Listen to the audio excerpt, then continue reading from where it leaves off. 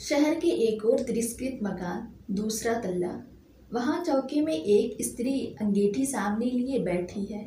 अंगीठी की आग राख हुई जा रही है। वे जाने क्या सोच रही है। उसकी अवस्था 20-22 के लगभग होगी। देह से कुछ दुबली है और संभ्रांत कुल की मालूम होती है।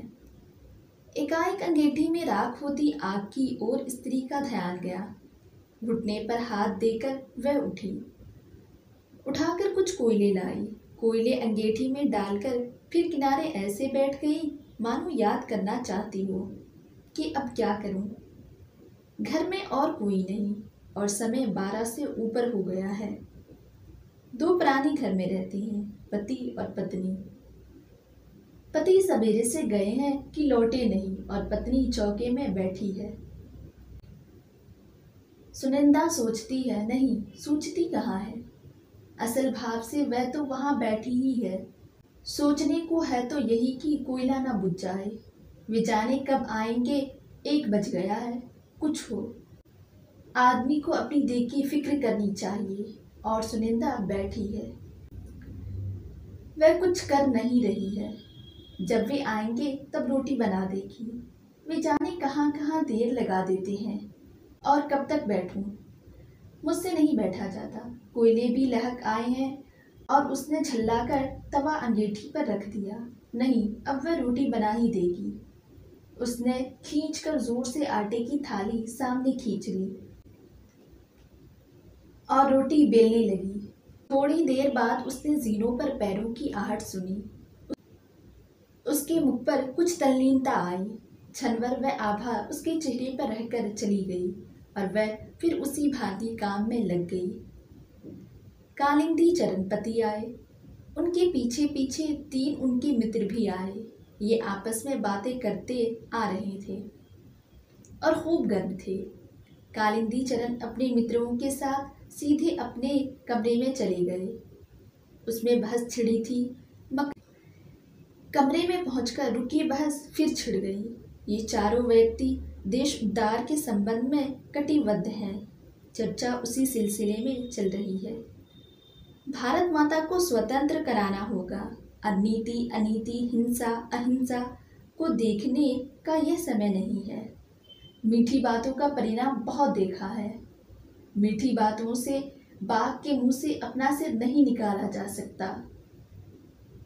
उस वक्त बाघ को मारना ही एक इलाज है। आतंक, हाँ आतंक। हमें क्या आतंकवाद से डरना होगा? लोग हैं जो कहते हैं आतंकवादी मूर्ख हैं। वे बच्चे हैं, हाँ वे बच्चे हैं। बच्चे और मूर्ख। उन्हें बुजुर्गों और बुद्धिमानी नहीं चाहिए। हमें नहीं अभिलाषा अपने जीने की। हमें नहीं मुंह अपने बाल बच्चों का। हमें नहीं गर्ज धन दौलत की। तब हम मरने के लिए आज़ाद क्यों नहीं हैं? जुल्म को मिटाने के लिए कुछ जुल्म होगा ही। इससे वे डरे जो डरते हैं। डर हम जवानों के लिए नहीं है। फिर वे चारों आदमी निश्चय करने लगे कि उन्हें खुद क्या करना चाहिए। इतने में कालिंदी चरण को ध्यान आया कि ना उसने खाना खाया है, ना मित्रों को खाने के लिए पूछा है। उसने अपने मित्रों से माफ़ी मांगकर छुट्टी ली और सुनिंदा की तरफ चला। सुनिंदा जहाँ थी वहाँ है। वह रोटी बना चुकी है। अंगीठी के कोयले उल्टे तवे से ढके हैं। माथों को उंगलियों पर टिकाकर वह बैठी है।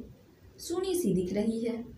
सुन रही है कि उसके पति कालिंदी चरण अपने मित्रों के साथ क्यों और क्या बातें कर रहे हैं। उसे जोश का कारण समझ में नहीं आता। उत्साह उसके लिए अपरिचित है।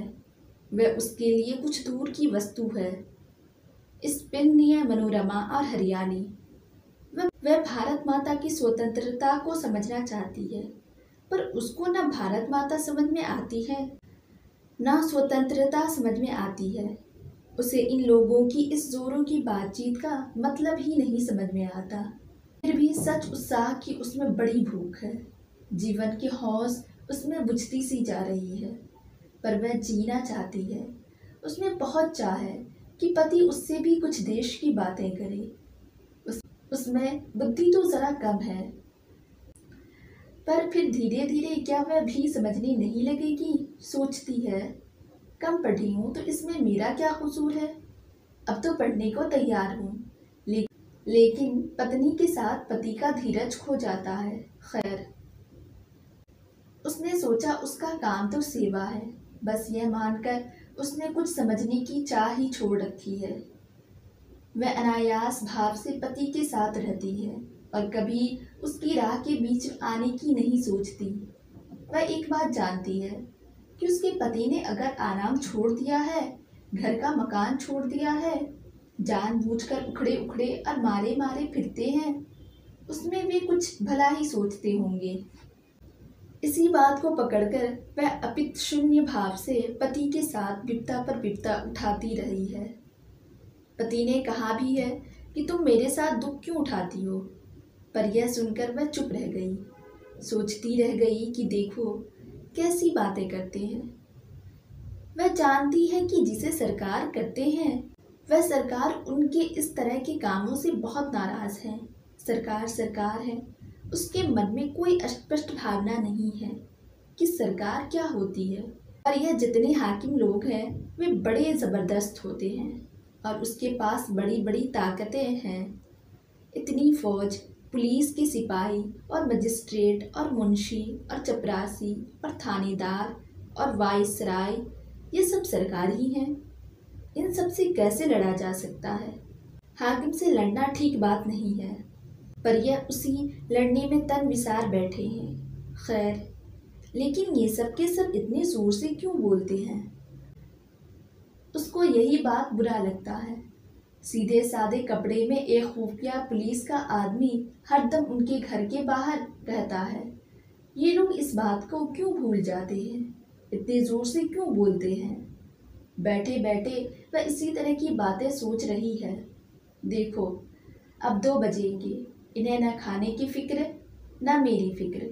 मेरी तो खैर कुछ नहीं, पर अपने तन का ध्यान तो रखना चाहिए। ऐसा ही बेपरवाही से तो वह बच्चा चला गया। उसका मन कितना भी इधर उधर डोले, पर अकेली जब होती है तब भटक भटका कर वह मन अंत में उसी बच्चे के अभाव पर आ पहुंचता है। तब उसे बच्चे की वही बातें याद आती है। वे बड़ी प्यारी आंखें, छोटी छोटी उंगलियां और नन्हे नन्हे होठ याद आते हैं। अटखेलियां याद आती है। सबसे ज्यादा उसका मरना याद आता है। ओह, ये मरना क्या है? इस मरने की तरफ तो उससे देखा नहीं जाता। यद्यपि वह जानती है कि मरना सबको है, उसको मरना है, उसके पति को मरना है, पर उस तरफ भूल से क्षण भर देखती है तो भय से भर जाती है। यह उससे सहा नहीं जाता। बच्चे की याद उसे मत देती है। तब वह विह्वल होकर आंखें पोंछती है और हठात इधर उधर की किसी काम की बातों में अपने को उलझा लेना चाहती है। पर अकेले में वह कुछ करे, रह रहकर वही याद, वही वह मरने की बातें उसके सामने हो रहती है और उसका चित्त बेबस हो जाता है। वह उठी। अब उठकर बर्तनों को मांज डालेगी, चौका भी साफ करना है। ओह, खाली बैठी क्या सोचती रहा करती हूँ। इतने में कालिंदी चरण चौके में आई। सुनिंदा कठोर पूर्वक शून्य को देखती रही। उसने पति की ओर नहीं देखा। कालिंदी ने कहा, सुनिंदा, खाने वाले हम 4 हैं, खाना हो गया? सुनिंदा चून की थाली और चकला, बेलन और बट लोई, खाली बर्तन वगैरह उठाकर चल दी। कुछ भी नहीं बोली। कालिंदी ने कहा, सुनती हो, 3 आदमी मेरे साथ और हैं। खाना बन सके तो कहो, नहीं तो इतने में ही काम चल जाएगा। सुनिंदा कुछ भी नहीं बोली। उसके मन में बेहद गुस्सा उठने लगा। ये उससे क्षमा प्रार्थी से क्यों बातें कर रहे हैं? हंसकर क्यों नहीं कह देते कि कुछ खाना और बना दो, जैसे मैं गैर हूँ? अच्छी बात है, मैं भी गुलाम नहीं हूँ कि उसके ही काम में लगी रहूँ। मैं कुछ नहीं जानती, खाना पाना। और वह चुप रही। चरण ने जरा जोर से कहा, सुनिंदा। सुनिंदा के जी में ऐसा हुआ कि हाथ की बटलोई को खूब जोर से फेंक दे। किसी का गुस्सा सहने के लिए वह नहीं है। उसे तनिक भी सुध ना रही कि अभी बैठे बैठे इन्हीं अपने पति के बारे में कैसी प्रीति की और भलाई की बातें सोच रही थी। इस वक्त भीतर ही भीतर गुस्से से घुटकर रह गई। क्यों बोल नहीं सकती? सुनिंदा नहीं बोली। तो अच्छी बात है, खाना कोई भी नहीं खाएगा। यह कहकर कालिंदी तैश में पैर पटकते लौटकर चले गए। कालिंदी चरण अपने दल में उर्ग नहीं समझे जाते, इसी कद्र उद्र समझे जाते सदस्य अधिकतर विवाहित हैं। कालिंदी चरण विवाहित ही नहीं, वह एक बच्चे खो चुके हैं। उसकी बात का दल में आदर है। कुछ लोग उसके धीमेपन से रुष्ट भी हैं। वह दल में विवेक के प्रतिनिधि है और उत्पात पर अंकुश का काम करता है। इतनी बात पर थी कि कालिंदी का मत था कि हमें आतंक को छोड़ने की ओर बढ़ना चाहिए। आतंक से विवेक कुंठित होता है और या तो मनुष्य उससे उत्तेजित ही रहता है या उसके भय से दब जाता है। दोनों ही स्थितियां श्रेष्ठ नहीं है। हमारा लक्ष्य बुद्धि को चारों ओर से जगाना है, उसे अंकित करना नहीं। सरकार व्यक्ति और राष्ट्र के विकास के ऊपर बैठकर उसे दबाना चाहती है। हम इसी विकास के अवरुद्ध को हटाना चाहते हैं, इसी से मुक्त करना चाहते हैं। आतंक से वह काम नहीं होगा जो शक्ति के मद में उन्मत्त है। असली काम तो उसका मत उतारने और उसमें कर्तव्य भावना का प्रकाश जगाने का है। हम स्वीकार करें कि उसका मत टक्कर खाकर चोट पाकर ही उतरेगा, या चोट देने के लिए हमें अवश्य तैयार रहना चाहिए। पर यह नोच नाची उपयुक्त नहीं। इससे सत्ता का कुछ बिगड़ता तो नहीं, उल्टे उसे अपने औचित्य पर संतोष हो जाता है। पर जब सुनिंदा के पास से लौटकर आया तब देखा गया कि कालिंदी अपने पक्ष पर दृढ़ नहीं है। वह सहमत हो सकता है कि हाँ, आतंक जरूरी भी है। हाँ, उसने कहा, यह ठीक है कि हम लोग कुछ काम शुरू कर दें। इसके साथ ही कहा, आप लोगों को भूख नहीं लगी है क्या? उनकी तबीयत खराब है, इससे यहाँ तो खाना बना नहीं। बताओ क्या किया जाए, कहीं होटल चलें? एक ने कहा कि कुछ बाजार से यही मंगा लेना चाहिए। दूसरे की राय हुई कि होटल ही चलना चाहिए। इसी तरह की बातों में लगे थे कि सुनिंदा ने एक बड़ी से थाल में खाना परोसकर उसके बीच ला रखा। रखकर मैं चुपचाप चली गई। फिर आकर पास ही 4 गिलास पानी के रख दिए। फिर उसी भांति चुपचाप चली गई। कालिंदी को जैसे किसी ने काट लिया। तीनों मित्र चुप रहे। उन्हें अनुभव हो रहा था कि पति पत्नी के बीच स्थिति में कहीं कुछ तनाव पड़ा हुआ है। अंत में एक ने कहा, कालिंदी, तुम तो कहते थे खाना बना नहीं है। कालिंदी ने झेप कर कहा, मेरा मतलब था काफी नहीं। दूसरे ने कहा, काफी है, सब चल जाएगा। देखूं कुछ और हो तो, कहकर कालिंदी उठ गया। आकर सुनिंदा से बोला, यह तुमसे किसने कहा था कि खाना वहां ले आओ? मैंने क्या कहा था? चलो उठा लाओ थाली, हमें किसी को यहाँ नहीं खाना है, हम होटल जाएंगे। सुनिंदा नहीं बोली।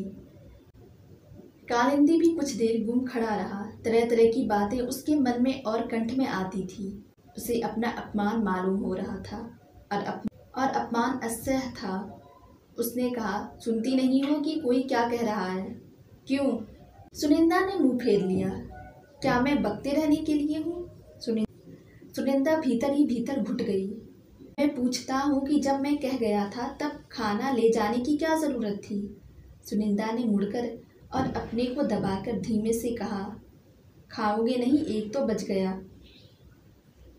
कालिंदी निस्सरत होने लगा। यह उससे बुरा मालूम हुआ। उसने मानो धमकी के साथ पूछा, खाना और है? सुनिंदा ने धीमे से कहा, अचार लेते जाओ, खाना और नहीं है। अच्छा, लाओ अचार। सुनिंदा ने अचार ला दिया और कालिंदी भी चला गया। सुनिंदा ने अपने लिए कुछ भी बचाकर नहीं रखा था। उसे यह सूझा ही ना था कि उसे भी खाना है। अब कालिंदी के लौटने पर ही जैसे उसे मालूम हुआ कि उसने अपने लिए कुछ भी बचाकर नहीं रखा है। वह अपने से रुष्ट हुई। उसका मन कठोर हुआ, इसलिए नहीं कि क्योंकि उसने खाना नहीं बचाया। इस पर तो उसमें स्वाभिमान का भाव जागता था। मन कठोर यूं हुआ कि वह इस तरह की बात सोचते ही क्यों है। छी, यह भी सोचने की बात है। और उसमें कड़वाहट भी फैली। हठात यह उसके मन को लगता ही है कि देखो, उन्होंने एक बार भी नहीं पूछा कि तुम क्या खाओगी। क्या मैं यह सह सकती थी कि मैं तो खाऊं और उनके मित्र भूखे रहे? तो क्या था? इस बात पर उसका मन टूटता सा है, मानो उसका जो तनिक सा मन था वह भी कुचला गया हो। वह रह रहकर अपने को स्वयं तिरस्कृत कर लेती हुई कहती कि छी छी सुनिंदा, तुझे ऐसी जरा बात का अब तक ख्याल होता है। और वह अपने बर्तन मांजने लग गई। सुन पड़ा कि वे लोग फिर जोर शोर से बहस करने में लग गए हैं। बीच बीच में हंसी के कहे भी उसे सुनाई दिए। ओह, सहसा उसे ख्याल हुआ, बर्तन तो पीछे भी मल सकती हूँ, लेकिन उन्हें कुछ ज़रूरत हुई तो?